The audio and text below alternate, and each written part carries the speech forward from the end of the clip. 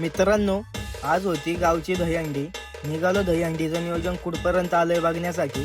रस्त्याने चाललोच होतो, तेवढ्यात आपल्या विशाल शेटला गमती लागल्या सुचायला. लॉलिता बेबी आणि पोचलो आपण आपल्या चौकामध्ये. थोडीफार इकडे तिकडे नजर मारली, डीजे बीजे व्यवस्थित वाजतोय का नाही, लाईटी बिटी लागते का नाही, हे थोडीशी पाहणी केली आणि म्हणलो आता निघाव आपल्या नानाक. काढली गाडी आणि निघालोच होतो नानाक.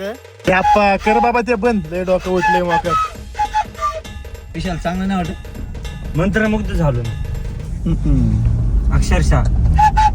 त्याला नाव नको ठेव, असा कलाकार पुन्हा होऊन नाही. बघ बघ त्याची जरा दोन्ही.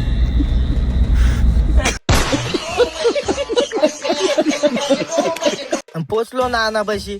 नाना अक्षरशः गारटल्यालाच दिसत होता.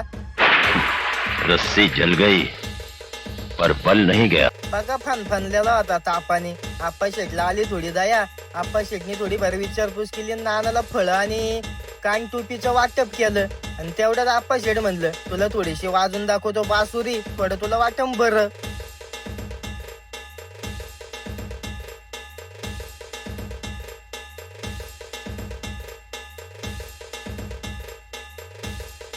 आप्पा शेटच्या या बासुरीचा आवाज ऐकून अक्षरशः गोमाता आल्या ना सगळ्या धावून. तेवढ्यात आलो होता आपल्या हँडसम बॉय.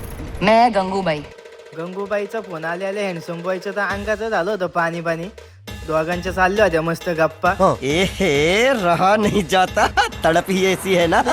लय दिवसातनं गंगूबाईचा आला होता फोन, म्हणून मी पण म्हणलं नको आपल्या हँडसम बॉयला द्यायला जरा त्रास, मारू दे थोड्याफार त्याला बी गप्पा. मग आलो आम्ही परत आपल्या चौकामध्ये. थोडीफार दही अंडी बघावं म्हणलं, तेवढ्याच नजरच पडलं आपला अजय भाऊ. अजय भाऊने शिवलं होतं कोणते तरी वर बघा टेलर का शर्ट. अक्षरशः शर्टाने पार अजय भाऊला पोटाला पका धरलं होतं आवळून. म्हणून अजय भाऊ मोठं घरचा रस्ता पकडायच्याच दिशेने होतं.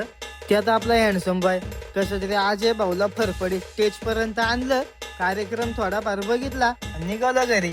मंडळी, भेटू पुढच्या ब्लॉग मध्ये.